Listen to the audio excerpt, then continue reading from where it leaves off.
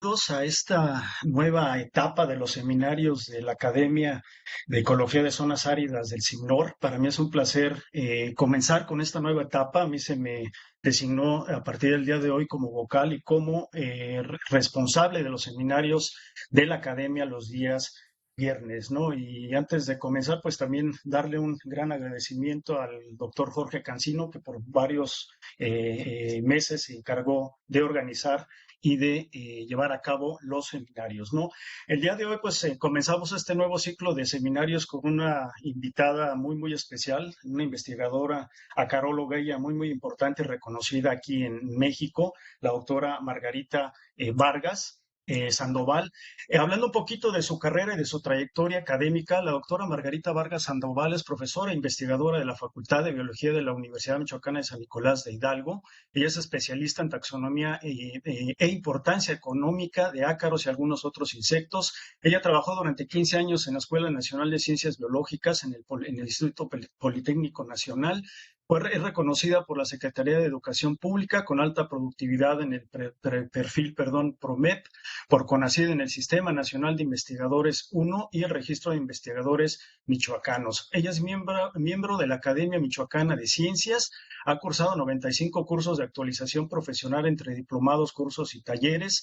Dentro de la docencia, ha impartido un total de 112 cursos curriculares de licenciatura, 26 de maestría, 3 de doctorado, 3 diplomados y 59 cursos extracurriculares de capacitación, ¿no? Mucha experiencia.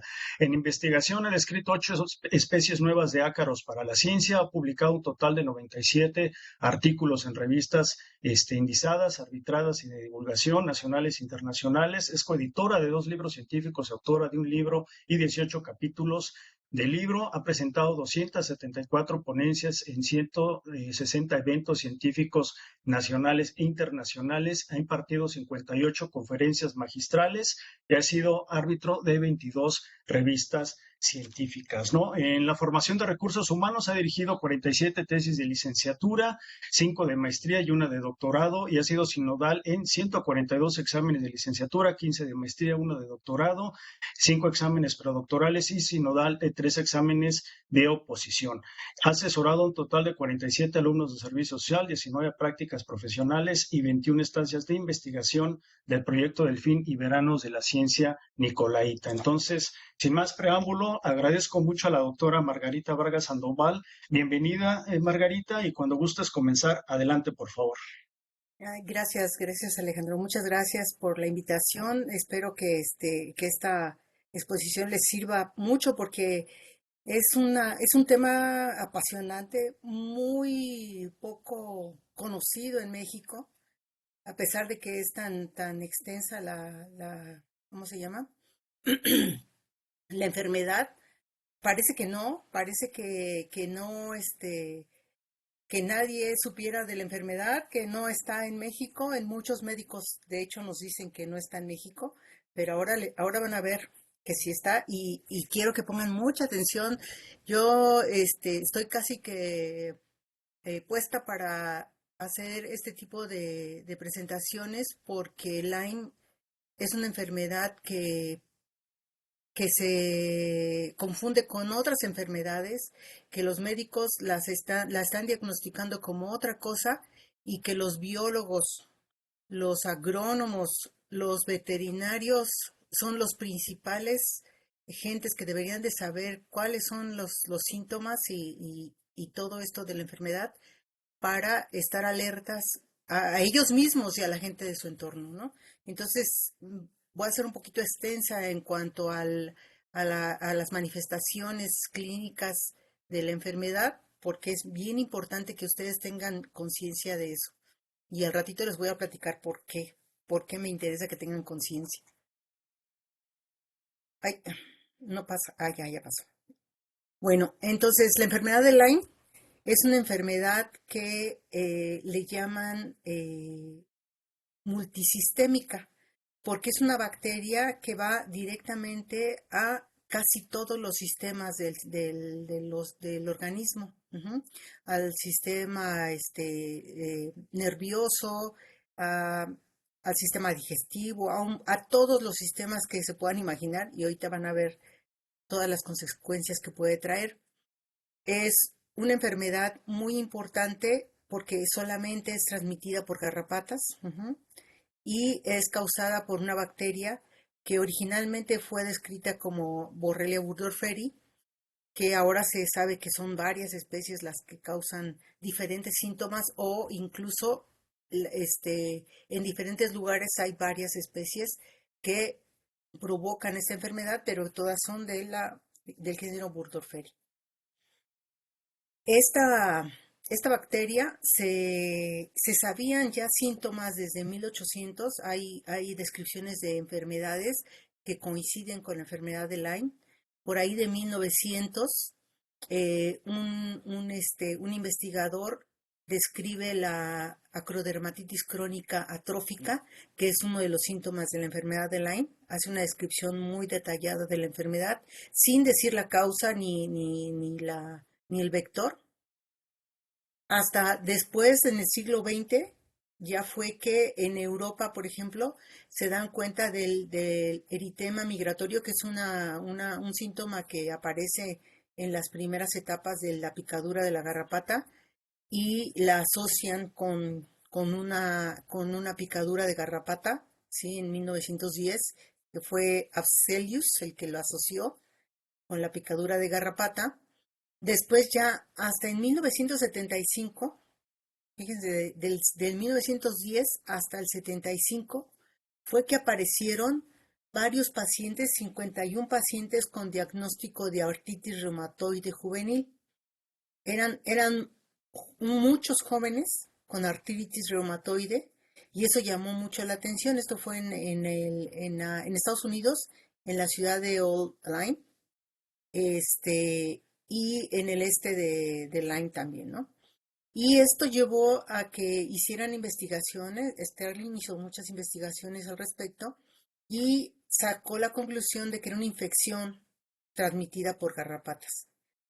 Pero hasta entonces no se sabía qué era lo que la estaba causando, sino fue hasta el 82 que Burgdorfer describe el microorganismo que causaba esa enfermedad y que estaba siendo transmitida por garrapatas del género Ixodes y eran espiroquetas del género Borrelia. Entonces, en honor a Burgdorfer se le puso Borrelia burgdorferi. Pero les digo que esto es un complejo de especies, no es nada más una especie. Ujú. ¿Cuáles son las manifestaciones clínicas de la enfermedad? Que es lo que le digo, que quiero que pongan mucha atención en eso porque es muy importante para nosotros como biólogos, para toda la gente que trabaja en el campo. Y dicen que en el mar no hay, pero también hay, no en el mar precisamente, pero sí en los entornos hay garrapatas. Y entonces, la enfermedad tiene tres etapas bien definidas. Ujú. Tiene tres etapas bien definidas, las cuales se dividen en etapa uno, que es la denominada temprana o localizada, que serían los primeros síntomas después de la picadura de la garrapata. La etapa 2, que es la etapa temprana diseminada. La etapa 3, que es la etapa tardía o crónica.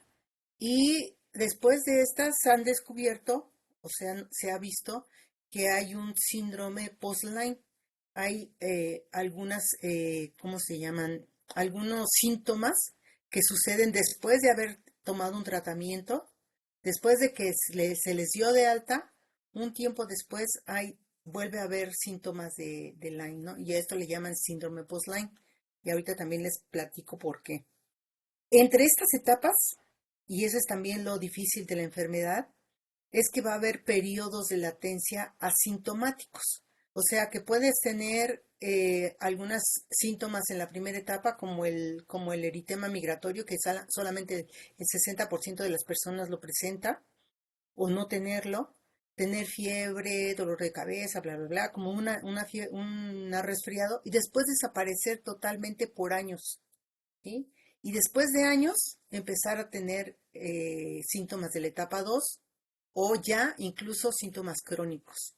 Entonces, esto lo complica todavía más, ¿no? En la primera etapa, no sé si Si puedo hacer esto chiquito, no sé cómo.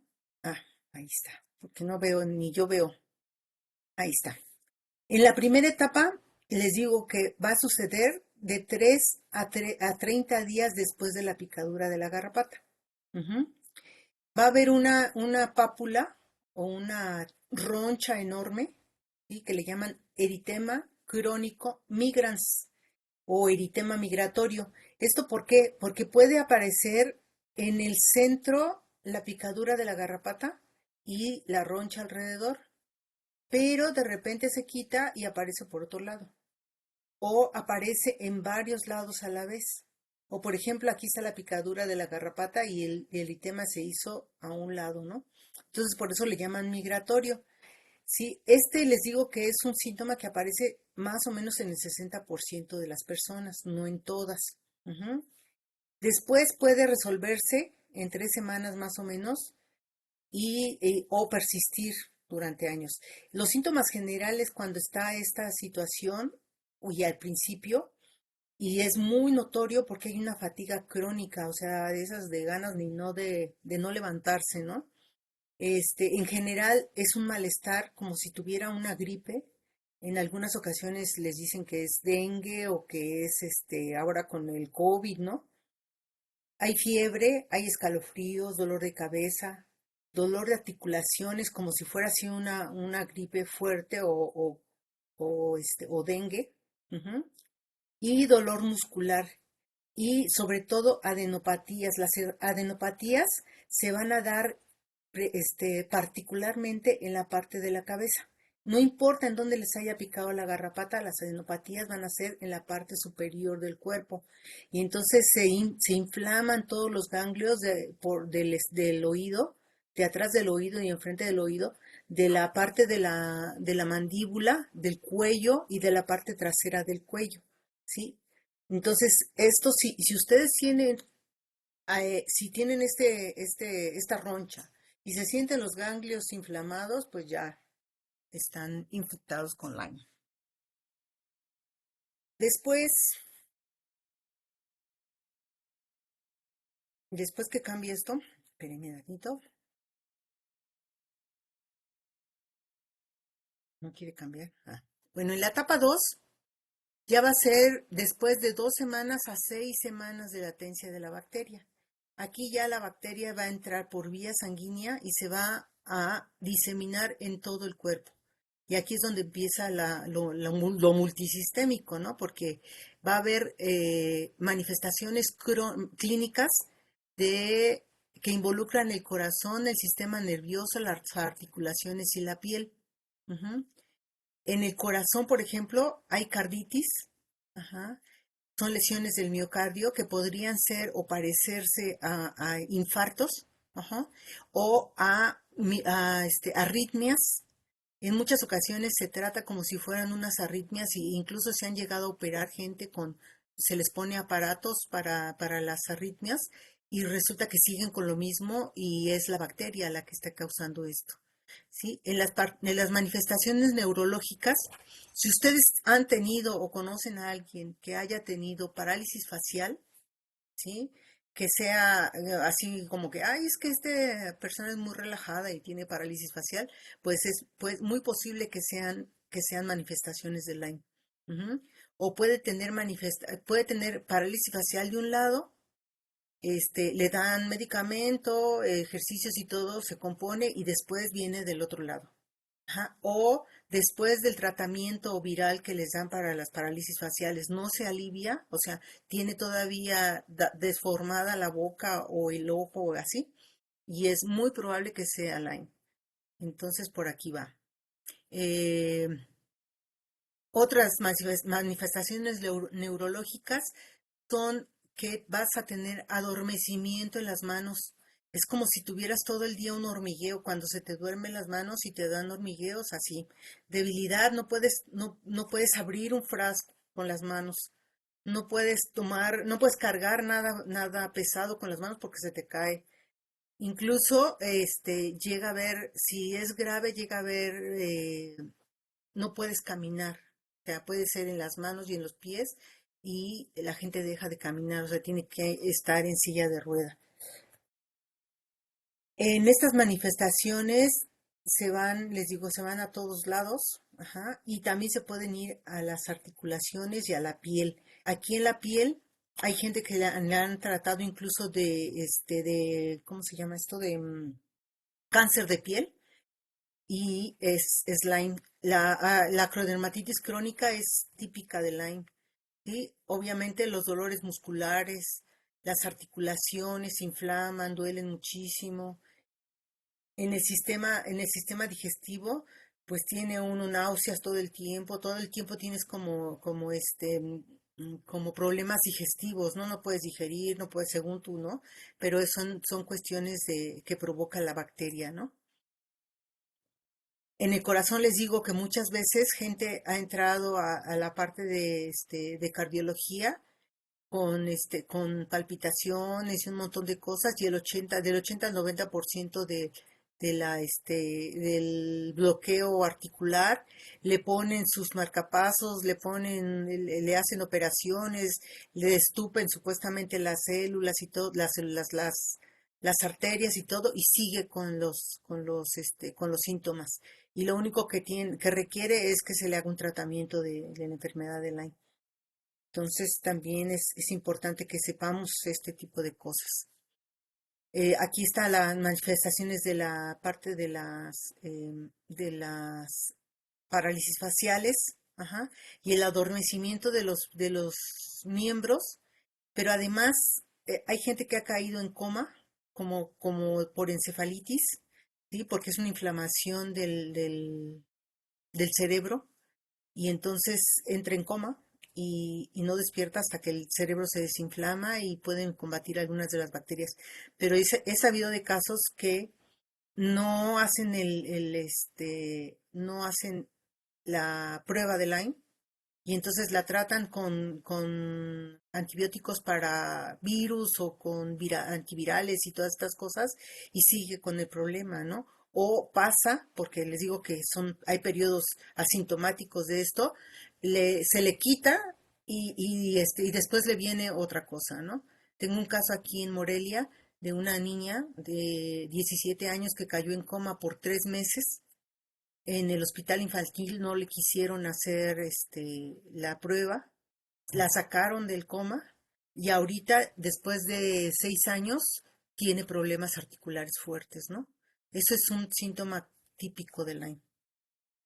En la etapa 3 es la etapa crónica. Todo lo que les acabo de decir es lo mismo aquí en la etapa 3, pero ya pasaron 10 años. 10 años de que la gente ha estado tratada por cardiólogos, tratada por reumatólogos, tratada por gastroenterólogos.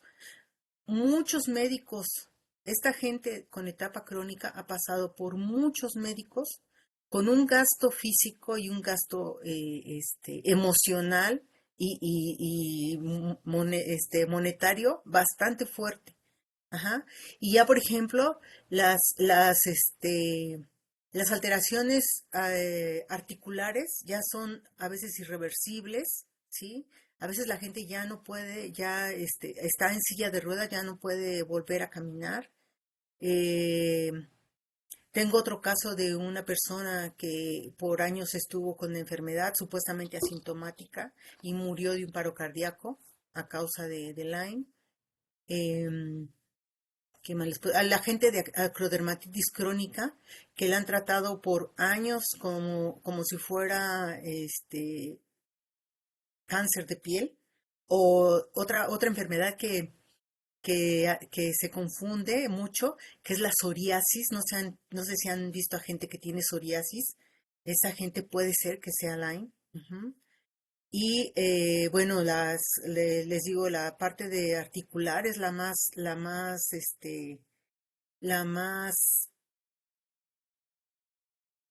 sacrificada, ¿no? La más fuerte. Pero la parte neurológica es muy importante. La gente deja de aprender, no puede aprender por más que quiere. Y además tiene el síndrome de Dory, ¿no? No recuerda las cosas. O sea, la capacidad de recordar se minimiza al máximo. Hay una disfunción cognitiva, no puedes aprender y lo que aprendiste se te olvida. Entonces ahí es un asunto bien fuerte. Hay mucha gente que ha entrado a hospitales psiquiátricos con enfermedad de Lyme y es precisamente con este tipo de síntomas, ¿no? Entonces es fuerte. Esta es una persona con acrodermatitis crónica. Esta otra persona tiene las articulaciones, todas las articulaciones inflamadas al máximo. Este, y, cuando te tratan con medicamentos para artritis, lo que hacen es, al contrario, en vez de aliviarte, generan más, porque la bacteria con estos medicamentos que usan para las artritis provocan más, como si les pusieran medio de cultivo, ¿no? Entonces hay manifestaciones más fuertes cuando ya son tratadas con este tipo de cosas. Esta otra afección no tiene mucho que la vieron, que la diagnosticaron. Al principio, en la primera etapa, vas a tener este tipo de reacciones que no sabes por qué. No, ahí se me metió un mosquito, ¿no? Es tierra. Y se le da a uno muchas explicaciones, pero este tipo de afecciones son las que pasan también. Ujú. En la segunda etapa puedes tener una cosa que se llama diplopía, ajá, que son que tú mismo de repente necesitas como enfocar, ¿no? Estoy mal de la vista, dices, ¿no? Pero necesitas como enfocar porque de repente ves así como doble o pues, puede incluso tus ojos como irse para otro lado, ¿no? Ya eso ya serían casos extremos, pero lo más común es que veas como doble de repente, ¿no? Y tienes que enfocar para poder ver bien. Esa es otra manifestación. Y en la parte tardía pueden aparecer unas cosas que se llaman uveitis, que son alrededor del iris o alrededor del ojo, son estas pápulas blancas que pues son terribles porque no te dejan ver y son muy molestas en el ojo, ¿no? Y pues obviamente no se te quitan con nada porque en el ojo no, el medicamento no hace efecto y tienes que esperar un tiempo para que la bacteria se vaya a otro lado o haga otro tipo de manifestaciones, ¿no? Y entonces ahí, pues, esto no lo habían visto, no lo habían asociado a la enfermedad. Esto es muy reciente que lo encontraron. Y el síndrome post-Lyme se puede deber o se dicen que se debe al tratamiento, ¿no? Que los pacientes que han sido tratados con Lyme, como es un tratamiento muy largo y con muchos medicamentos que son antibióticos, y entonces no solamente dañan o matan a la bacteria, sino pueden dañar a otros órganos. Entonces se dice que el tratamiento por Lyme puede ser por ese tipo de cosas, ¿no? Pero las manifestaciones son muy claras, ahí vuelves a tener rigidez, vuelves a tener artralgia, vuelves a tener dolores de cabeza, rigidez en la nuca, aquí cuando tienen, nunca, no sé si les han dicho, ahí estás bien tenso, ¿no? Que te tocan acá atrás y te dicen que estás muy tenso, pues no, pues puede ser tensión, pero también puede ser una manifestación de este tipo, ¿no? Si están asociadas con otras. Y esto también aparece después. Bueno, recientemente lo que vieron es que la Borrelia burgdorferi, eso fue de este año, a finales del año pasado, vieron que la bacteria se puede como enquistar. Hay una forma que es la rickettsia. Ustedes saben que la rickettsia es como si fuera una espiral, ¿no?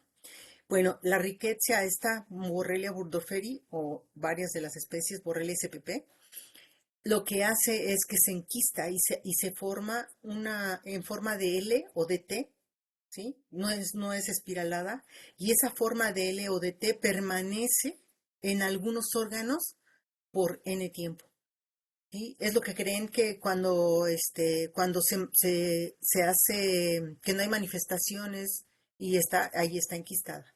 Sí, cuando cambian las condiciones de tu cuerpo, cuando cambia tu condición inmunológica, vuelven a salir las bacterias y vuelves a tener ese tipo de manifestaciones, ¿no? Como ven, es, es, es de susto, la verdad, es de susto. Y no quiero espantarlos porque, sí quiero espantarlos porque sí es algo muy delicado, ¿sí? Es algo muy delicado, es algo que nadie toma en consideraciones. Hay pocos médicos alfabetizados para poderlo diagnosticar, ¿no? Y hay muchos biólogos que han tenido manifestaciones y que no se han, ¿cómo se llama? Atendido adecuadamente, ¿no? Y yo soy una de ellas. Por eso estoy aquí tratando de convencerlos a todos que pongan atención, no solo en eso, sino en lo que viene ahorita que les platico, ¿no? Entonces, el diagnóstico a veces, muchas veces no es confiable, ¿sí? El diagnóstico no tiene que ver muchas veces con la enfermedad, y no solamente el diagnóstico clínico que hace el médico, sino los que hacen en los laboratorios. A lo mejor un médico puede sospechar y te manda a hacer una prueba de Lyme, pero te manda a un laboratorio que no está especializado, te hacen un ELISA y dicen que sí o dicen que no, ¿no? Y entonces ahí ya la confiabilidad del diagnóstico clínico es bien importante, ¿no? Entonces ya hay pocos lugares en donde se hace y el protocolo para el diagnóstico es muy específico y ese ya está aprobado por la CDC y por nadie más, o sea, hay pocos laboratorios de verdad en México que hacen esto. Entonces, por el diagnóstico y por todo le digo que les llaman la gran imitadora. Este es el diagnóstico que está aprobado por la CDC, ¿sí? La Comisión o la División de Salud, ¿sí? De Enfermedades Zoonóticas, dice que se puede dar por hecho que es Lyme o que es Borrelia SPP si se hace un ELISA, ¿sí? Si se hace un ELISA primero para hacer una prueba, ¿cómo le llaman? Una prueba de escrutinio, ¿sí? Después de la ELISA se hace un Western blot, ¿sí? Si la ELISA sale positiva, puede estar enmascarada con otras enfermedades, pero se tiene que hacer o corroborar con un Western blot. Las pruebas de PCR, que en muchos laboratorios les venden que forzosamente tiene que ser PCR, no necesariamente, porque las pruebas de PCR solamente si es crónico sale, sale positivo, porque los primers o los fragmentos que utilizan para poder detectar las bacterias necesitan ser bacterias que han estado o que están casi en todo el sistema del huésped, ¿no? Entonces, la de PCR solamente se utiliza para trabajos de investigación en realidad. La PCR la utilizamos, por ejemplo, para diagnosticar en ratones, en garrapatas, ujú, y en gente que tenemos monitoreando de mucho tiempo, ¿no? Y el IFA, que también es la inmunofluorescencia, esa también se puede aplicar después de la Western blot o junto con la Western blot, y esa también te da bastante fiabilidad. Entonces, hay pocos laboratorios en realidad que hacen el diagnóstico, que tienen los kits adecuados de los IgG y de los IgM para poderlo, ¿cómo se llama? Para poder corroborar el diagnóstico. Miren, este es un pequeño cuadro de un laboratorio que se llama Biogenetic, que es uno de los que tienen una acreditación a nivel internacional para el diagnóstico no solamente de Lyme, sino de enfermedades transmitidas por garrapatas. Ellos hacen, dependiendo de la historia del huésped, hacen en la primera etapa la PCR, ujú, y ¿cómo se llama? Uno que le llaman Spotline Spot, que es un ELISA con ciertos marcadores de IgG y de IgM. Sí, después hacen el Western blot, lo utilizan ya para gente que tiene de 6 semanas a un año o incluso más. Ujú. La inmunotransferencia o inmunofluorescencia la usan también en estos casos junto con el ELISA y el IFA, ¿sí? Y solamente así pueden dar por hecho que están diagnosticando. Ellos han sido sometidos a pruebas con sus mismos resultados y han mandado pruebas, sangre positiva para que ellos lo diagnostiquen y solo así les dan ¿cómo se llama? el, la licencia, ¿no? De ser un laboratorio, ¿cómo se llama?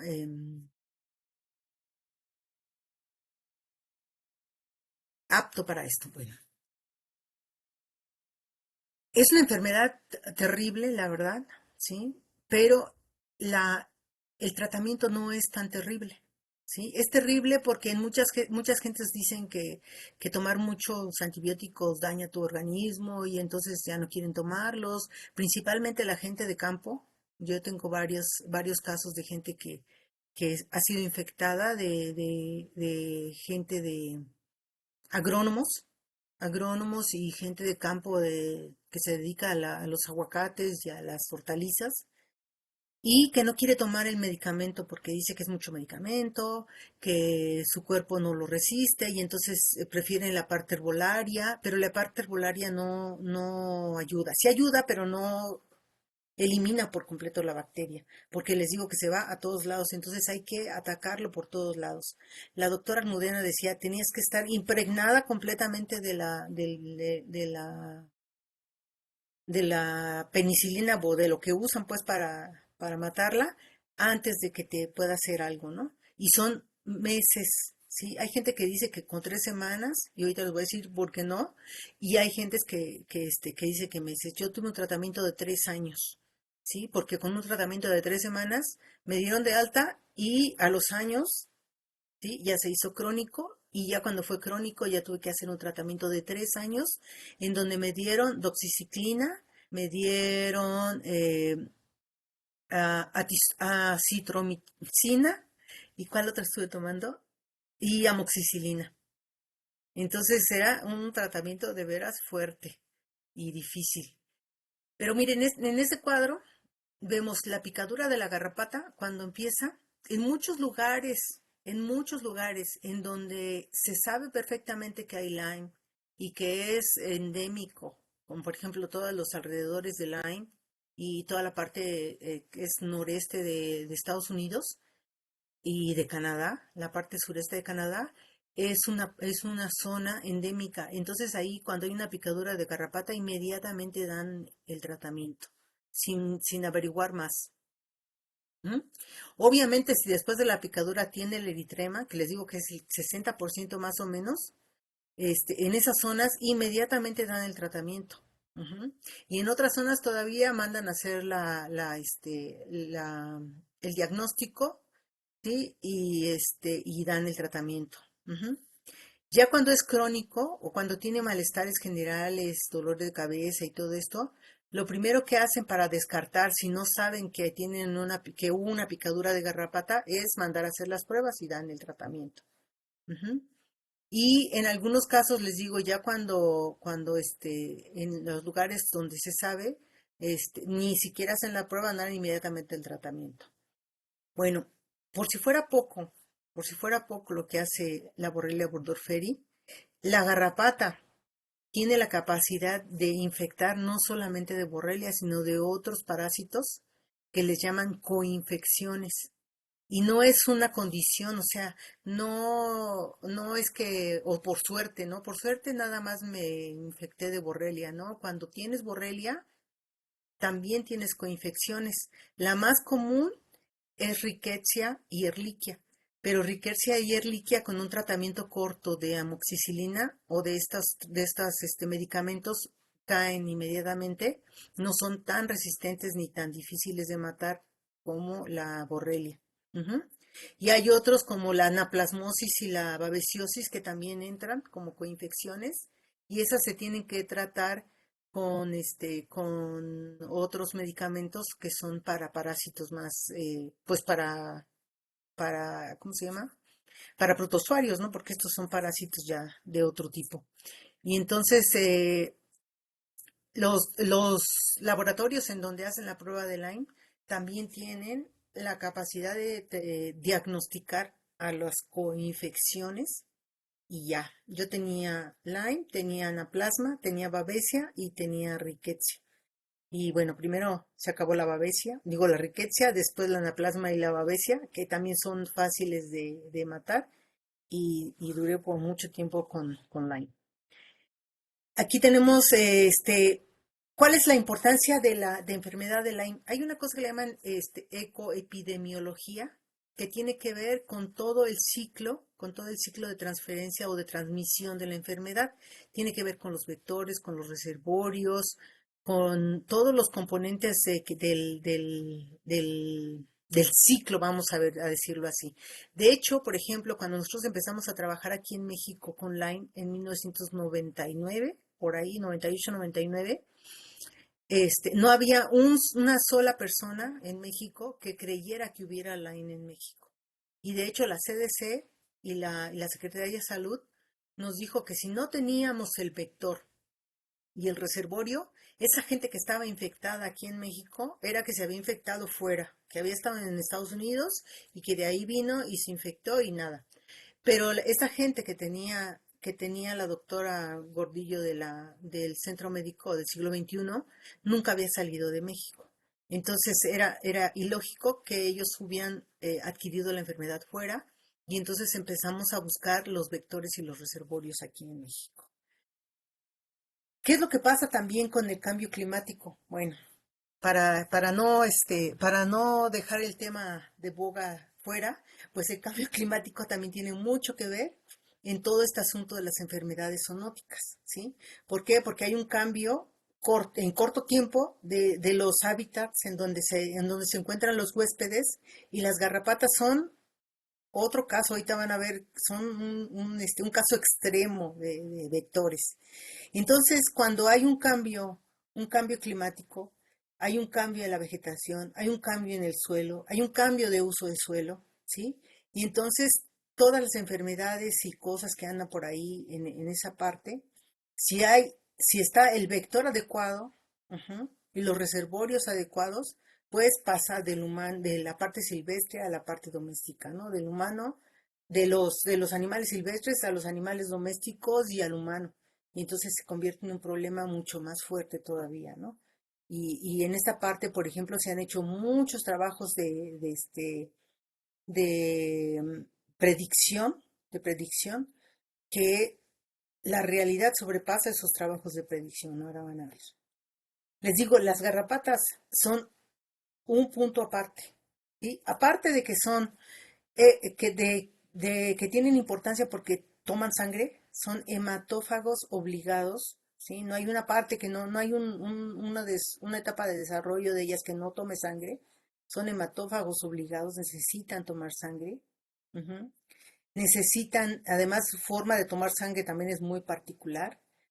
Causan daño a los órganos de los oídos, en los conductos auditivos, causan daño en la piel, ¿sí? Los daños de piel, por ejemplo, en vacas es muy importante la piel para toda la empresa, industria peletera. Entonces causan orificios en las pieles y entonces causan mucho daño, además de la enfermedad de dermatosis. Pueden tener en su saliva sustancias que provoquen parálisis, ujú, pero las 5 estrellas, así, se las lleva la transmisión de enfermedades. Ujú. Pueden transmitir virus, ¿sí? Más de 100 virus, de 100 diferentes virus. Pueden transmitir riquecias, varias riquecias, bacterias, espiroquetas, protozoarios e incluso hongos de forma mecánica, pero incluso se les ha asociado con la transmisión de hongos, ¿no? ¿Por qué son tan importantes? Bueno, ellas tienen una forma de alimentación muy peculiar y de un hábitat y de unos hábitos muy peculiares, ¿no? Primero, eh, van a buscar, ¿sí? La forma de búsqueda de alimentación es muy particular. Ellos se suben a la parte más alta de los tronquitos o de las ramas y todo esto. Y todo esto que ven aquí, que pareciera que fueran antenitas, ujú, no son más que su primer par de patas. Ujú. En el primer par de patas tienen un órgano que se llama órgano de Haller. Ajá, es este que está aquí. Y con este órgano de Haller van a detectar el CO2. Entonces se suben a las hierbas y empiezan con sus patitas así. Y el CO2 lo van a detectar desde muy lejos, ¿no? Y entonces cuando ya detectan el CO2 se ponen listas en la punta de las ramas, en la punta de las ramas o donde estén, ¿sí? Del pasto y todo a diferentes alturas. Y conforme van pasando los huéspedes, ellas brincan al huésped, se agarran del pelo y ya van a comer, ¿no? Entonces se calcula que en un lugar en donde hay garrapatas, en aproximadamente 2 horas de andar caminando por el pasto y por ahí, se te pueden subir hasta 120 garrapatas. Esto por la cantidad de huevos que ponen, ¿no? Sí, ya una vez arriba del huésped, empiezan a caminar, ¿sí? Por el pelo. En nosotros, por ejemplo, empiezan a caminar arriba de la ropa y buscando un lugar para entrar al cuerpo. Y empiezan a buscar un lugar adecuado para alimentarse. ¿Cuál sería un lugar adecuado? En donde no lo alcance el huésped, en donde esté protegido, en todos los pliegues y articulaciones, por ejemplo, en donde no se puedan encontrar. Y ya una vez que encuentran un lugar para alimentarse, comienzan a abrir la piel para insertar su aparato bucal, que se llama el hipostoma. Ujú. Entonces, esto que está aquí son los quelíceros, que son como unas navajas. Las navajas abren la piel, o sea, no tienen un aparato picador, porque el aparato picador entra directamente en la piel. Estos no, estos abren la piel con los quelíceros, sí, que son unas navajas muy potentes ¿cómo se llama?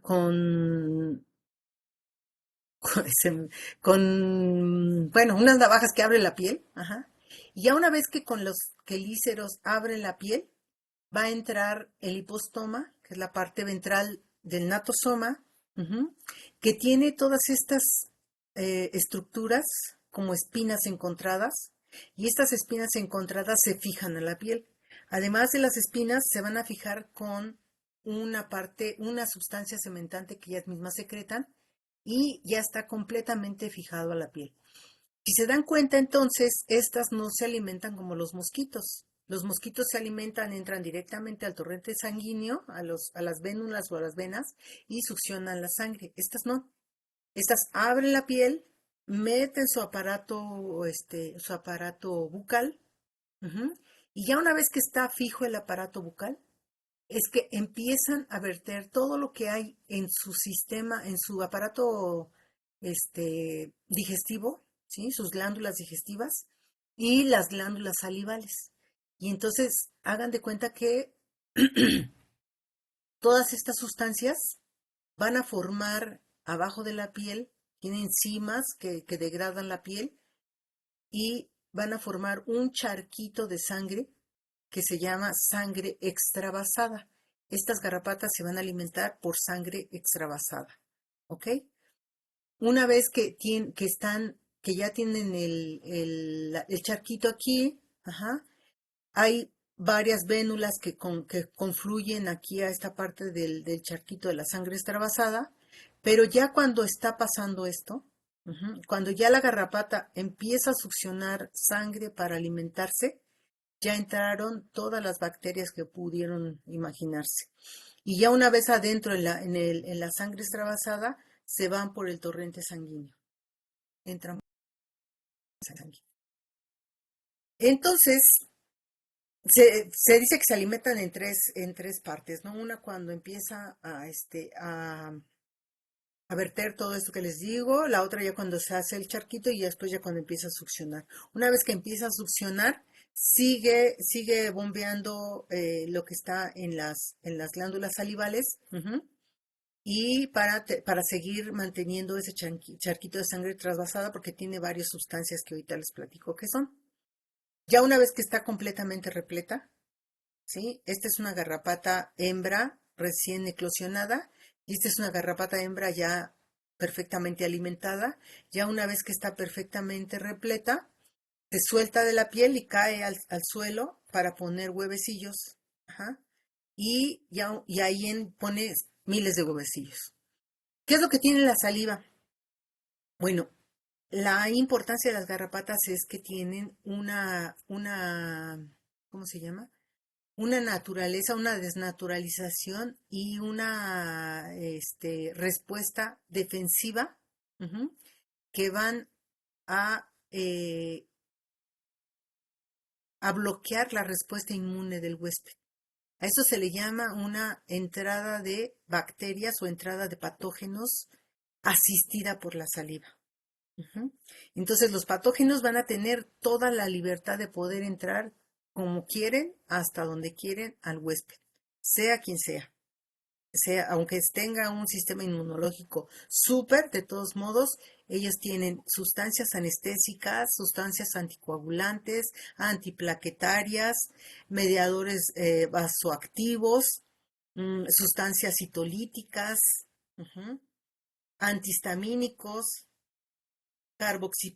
carboxipeptasas que disminuyen los mediadores de la inflamación. Entonces, todas estas sustancias que están en la saliva, que se producen aquí en las glándulas salivales, van a hacer que sean exitosas para la entrada de los patógenos. A las 48 horas ya casi entraron todos los patógenos que pudieron haber entrado: rickettsias, erliquias, babesias, anaplasmas, y hasta el último, que es la más tardada de poder entrar al organismo, son las borrelias. Entonces, si uno se quita una garrapata casi inmediatamente de que empezó a alimentarse, si te la quitas antes o sea, cuando empieza a hacer la sangre trasvasada, casi no tienes problemas. Ujú. Pero a las 2, 3 horas ya entraron riquecias y erliquias, ¿no? No sé, a las 8 horas, pues ya entraron a la plasma, babesia y demás. Tienen su tiempo, han probado en cuánto tiempo entra en cada quien. Y la Borrelia burgdorferi entra a las 48 horas de estar pegado a alimentarse. Obvio, a las 72 horas ya tienes el 100% de probabilidades de que tengas todos los patógenos que tiene la garrapata adentro, las tengas tú adentro también. Por ahí oí una conferencia de un médico, ujú, hablando de enfermedades transmitidas por garrapatas, que decía que en 2 horas ya tenían la borrelia adentro. No, necesitas 48 horas para que entre la borrelia, pero en las 48 horas ya entró Rickettsia y entraron otras cosas, ¿no? Bueno, ¿qué pasa? Otra cosa extraordinaria que tienen las garrapatas, que las bacterias van a ser,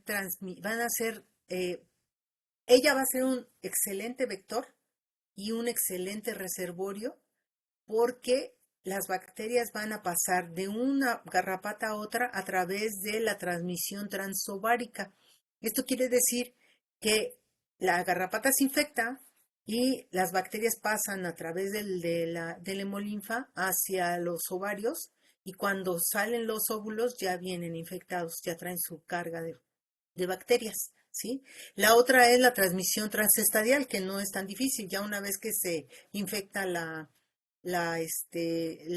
larva, cuando muda ninfa ya viene infectada, y cuando muda adulto ya está infectada. Entonces también esa es una cosa.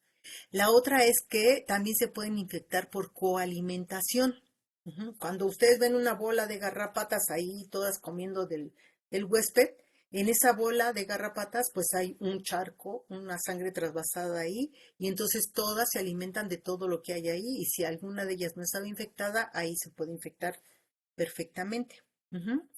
Y otra forma de transmisión o de entrada de los patógenos al huésped es por piel vulnerada. Ujú. Cuando la garrapata abre la piel, pues ya hizo una herida en la piel, ¿sí? Cuando empieza a succionar sangre, ellas necesitan tener un equilibrio hídrico dentro de su cuerpo, y entonces empiezan a desechar agua a través de las glándulas coxales. Y a través de las glándulas coxales también salen las bacterias. Y entran por alguna herida que tenga en la piel, o uno mismo cuando se rasca hace la piel vulnerada, y por ahí también pueden entrar las bacterias. Entonces, múltiples posibilidades de entrada y de éxito, ¿no? De las infecciones. Otra cosa que tienen es que tienen una amplia variedad de huéspedes, no son específicas, ¿sí? Aunque hay algunas garrapatas, por ejemplo, Ambioma disímiles que se asocia muchas veces con anfibios, o por ejemplo los Ripicéfalos sanguíneos que se asocia a perros, o la Ripicéfalos bófilus que se asocia con las vacas, ujú. Pero no son específicas. Si pasa una vaca se sube, pero si pasas tú también se sube y come. Entonces, no tienen un alto grado de especificidad. Entonces pueden alimentar de mamíferos, de reptiles, de anfibios, de aves. Incluso están tan locas que encontraron garrapatas en dinosaurios, ¿no? Esta pluma es de un hallazgo que hicieron en un pterodáctilo y aquí está una garrapata. Ujú, para que vean que son resistentes. Otra cosa que tienen a su favor son sus ciclos de vida. Hay garrapatas de un solo huésped, ¿no? Ellas tienen, su ciclo de vida tiene normalmente, que es otra adaptación que tienen de diferencia con los ácaros. Los ácaros tienen el huevo, la larva, con sus tres pares de patas, la ninfa, que se divide en tres, protoninfa, deutoninfa y tritoninfa, y los adultos. Bueno, pues ellos han recortado su ciclo de vida y tienen nada más el huevo, la larva con sus tres pares de patas normales, un estadio ninfal y el adulto.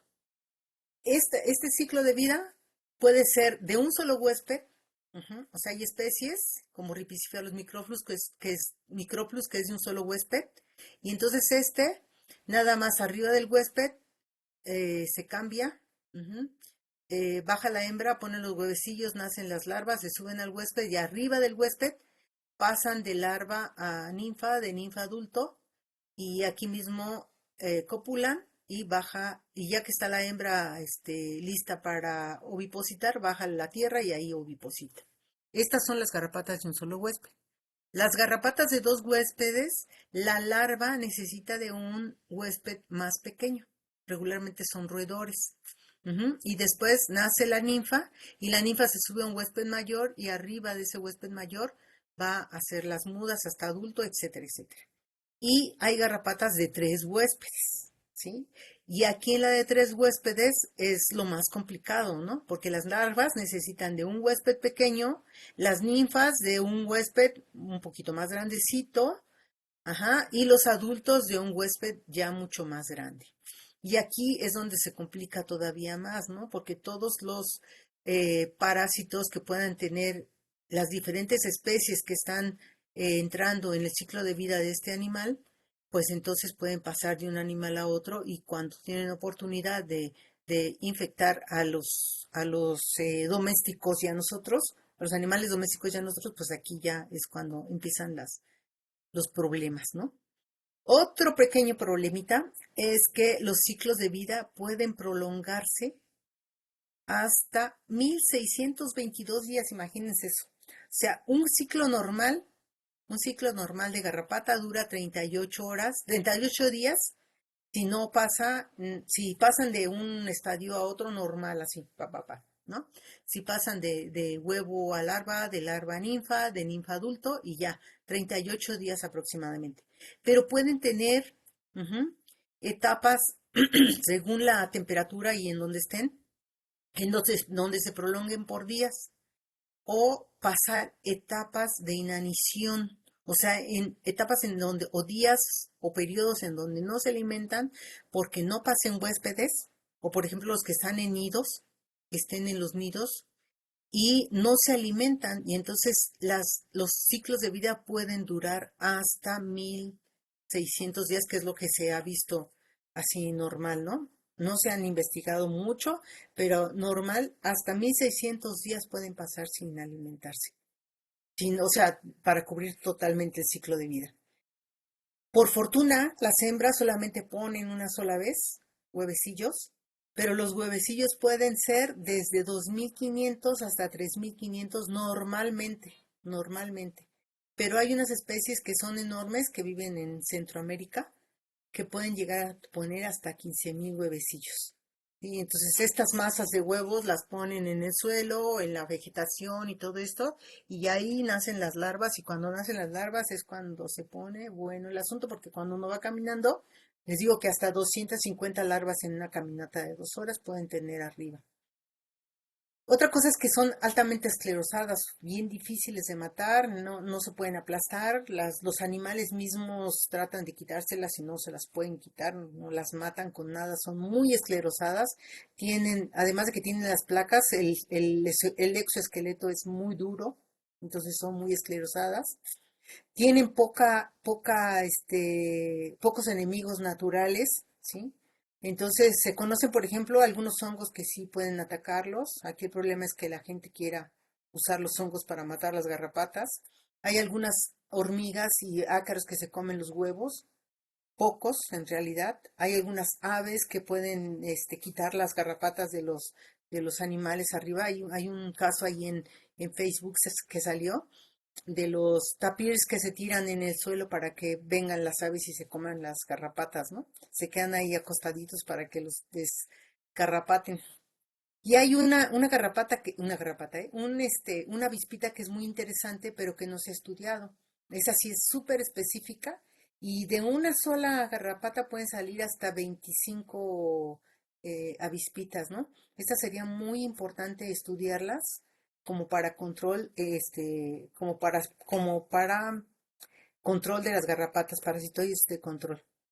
Los reservorios, pues ahí, aunque hay idea de que solamente ciertos animales, que solamente ciertas garrapatas son reservorios de borrelia, pues se ha visto que están en reptiles, en aves, en mamíferos, en diferentes especies de garrapatas de todos los géneros, de garrapatas duras, porque están las duras y las blandas, de las garrapatas duras, e incluso en el humano, ¿no? En el humano, si alguna garrapata que no estuviera infectada se come de nosotros, puede infectarse y poder pasar la enfermedad a otra persona, ¿no? Entonces, hay una amplia variedad de huéspedes, amplia variedad de reservorios que están actuando en este ciclo. Pero además, por si fuera poco, también las rutas migratorias también juegan un papel muy importante, ¿no?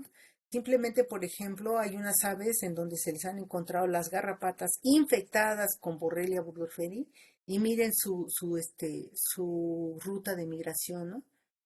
Va desde Europa, desde Groenlandia, Canadá, hasta la Patagonia, como dicen, ¿no?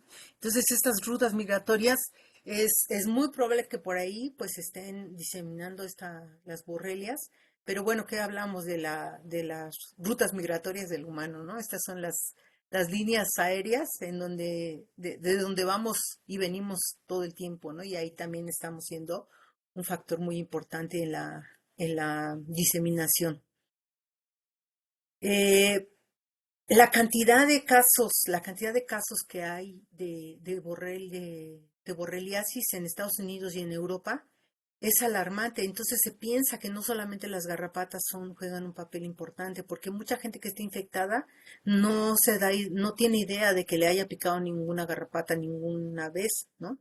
Se ha comprobado que no hay una transmisión de madre a hijo, ¿sí? O sea, que yo, de hecho, yo infectada, tuve a mi hija y no tiene la borrelia, ¿no? Pero se piensa que algún otro animal hematófago pudiera servir. Hay sus pros y sus contras, pero se piensa que pudiera servir como vector, ¿no? Los vectores competentes, ¿sí? Son los que realmente pueden transmitir la enfermedad y de eso sí se ha comprobado y se ha visto requete bien a muchas especies del género Ixodes, ujú, pero también del género Dermacentor en menor cantidad. Pero nosotros hemos encontrado a ambliomas y a Rhipicephalus con la bacteria. A estos les llaman vectores potenciales. Pero si no hay otro vector y está la gente infectada, es obvio que son estos los que están transmitiendo la enfermedad. Pero bueno, tienen que pasar otras cosas para que lo den como competente, ¿no? Y estos, por ejemplo, en el 2007 encontraron a Culex pipiens con la bacteria, pero no pudieron comprobar que la transmita. En Aedes, en Aedes giculiceta, la encontraron con la bacteria y comprobaron que hay transmisión transovárica dentro del mosco, pero tampoco pudieron comprobar la transmisión. Y hay pulgas y piojos y chinches que pueden infectarse, no infectarse, sino adquirir la bacteria con la alimentación, pero las bacterias se mueren dentro de los animales, ¿no? ¿Por qué? Porque tienen primera, ya vieron la forma de alimentación de las garrapatas, es totalmente diferente, ¿sí? Entonces, esas bacterias necesitan la asistencia de la saliva del vector para poderse transmitir. Y luego la acidez del aparato digestivo de estos otros hematófagos es diferente a la de las garrapatas y no garantiza la supervivencia de la borrelia. Ujú. El intestino de los insectos dicen que es muy hostil para la bacteria, entonces puede sobrevivir un tiempo, pero después pues se muere, ¿no? Y entonces es difícil, pero no hay que descartarlo, ¿no? Se queda ahí como es probable, ¿no? Los dejamos como posibles competentes, posibles potenciales, aunque valga la redundancia. Este es un Disculpa, mapita de... Margarita, Sí, dime. perdón que te interrumpa, si podemos terminar en unos 3, 4 minutos por el tiempo, por favor. Ok, ok, sí, ya nada más les platico la distribución así rápidamente con los años y ya. Gracias. Ajá. Entonces, en el 99, esta era más o menos la prevalencia y lo que se sabía. En México fue la primera vez que se encontró. Se sabe que en 80 países del mundo hay. En el 2019, este es un mapa de la CDC en donde mapean los lugares en donde hay, donde ya ellos, aquí ya en este año, por ejemplo, ya declaran a México como un país endémico. En Europa, por ejemplo, hay de 650,000 a 850,000 casos de borrelia. En Estados Unidos, cada año hay 476,000 casos. ¿Sí? En México, este es un mapa del 2009 de los trabajos que hicimos con la doctora Gordillo. Vean los lugares en donde los encontramos, los huéspedes. Esto es lo que les digo, que la realidad, la ficción, la realidad supera la ficción. Esta es una predicción de Lyme en México que se hizo en el 2012. Aquí ya es en el 19 de todos los casos que se han encontrado. Este es el mapa en el 19 de los casos de borrelia con las coinfecciones. Y este es el mapa de este año, 2023, perdón, de todos los estados en los que están y los casos que se han encontrado en cada estado. Está en todo México en altas proporciones.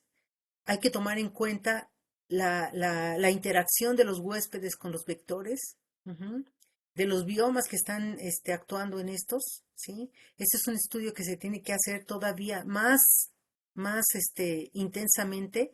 La cosa de de la ecoepidemiología, todavía faltan muchas cosas que investigar aquí en México, las interacciones de la distribución de los reservorios, de los factores ambientales, ¿sí? Hacer modelos de predicción que, bueno, ya les digo que superan la, este, la, la realidad, ¿sí? Esta ecoepidemiología tiene que ver con todo esto que estamos viendo aquí, incluso con los análisis evolutivos, la identificación de la zoonosis, los patógenos, y lo más importante, me quisiera llevar un poquito aquí, por lo menos un minuto más, es la parte de los riesgos que ustedes corren y que deben de tomar en cuenta, ¿no? De cómo quitarse una garrapata, la forma adecuada de quitarse una garrapata, que tiene que ser de la base del natosoma, ujú, y de tener la delicadeza de mandarlos a hacer análisis para ver, o de mandarlos por lo menos a los especialistas para ver si corren algún riesgo, ¿no?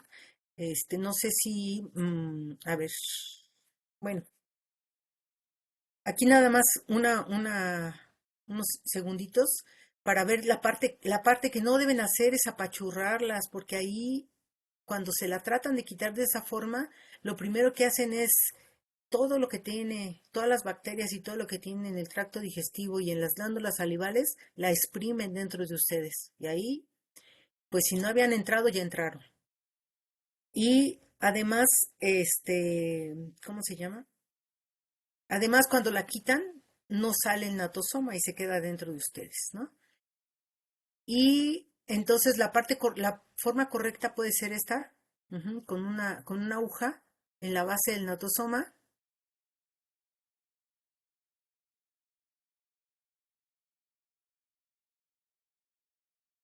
o con una pinza especial.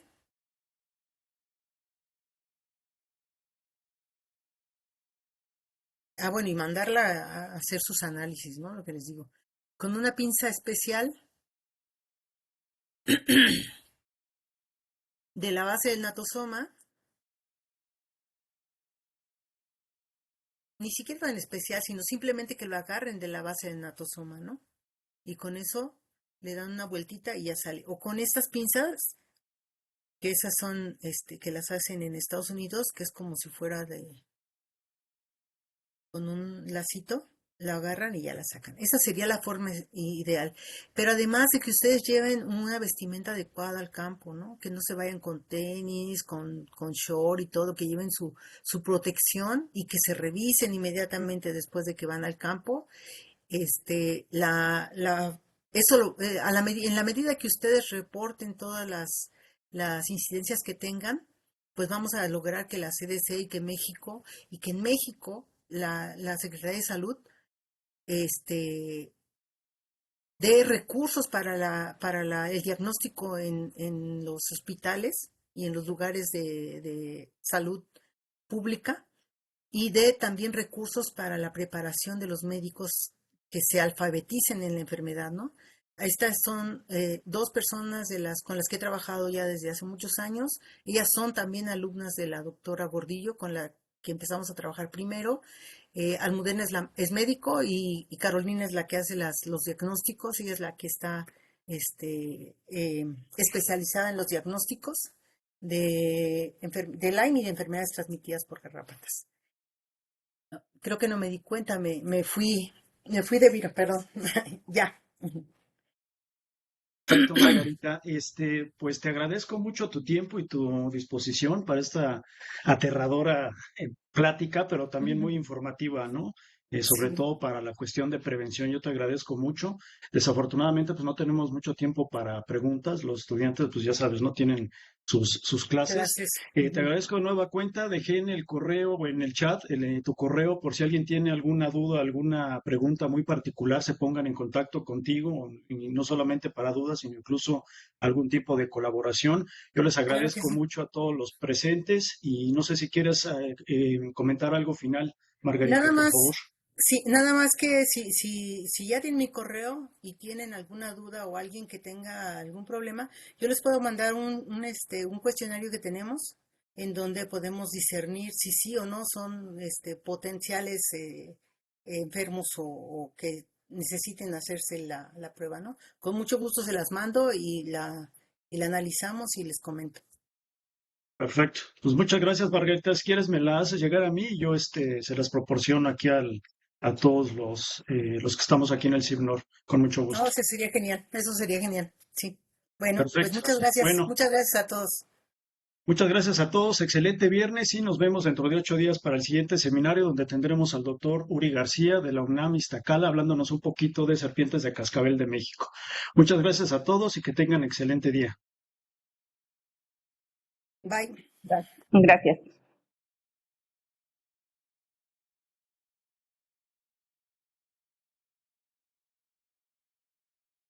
Hola Horacio, ¿sigues por ahí?